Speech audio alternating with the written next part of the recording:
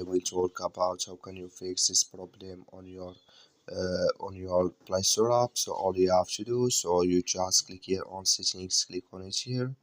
So when you just click on settings, it's going to show for you list like this here. So then all you have to do, you just go down here, you keep going down, then you click here on apps, come to apps list here, and here you're looking for Play Store app, or just click on search, then here add Play Store. Add here Play Store app, it's going to show for you like this, click on it, then it's going to take you to this list here, click on force stop, then you click on OK, then you go down, just click here on storage, come to storage list here, just click on clear cache, then all you have to do, so you just go to your Play Store, just click here on Play Store, so then it's going to show for you like this, that means it's work with you.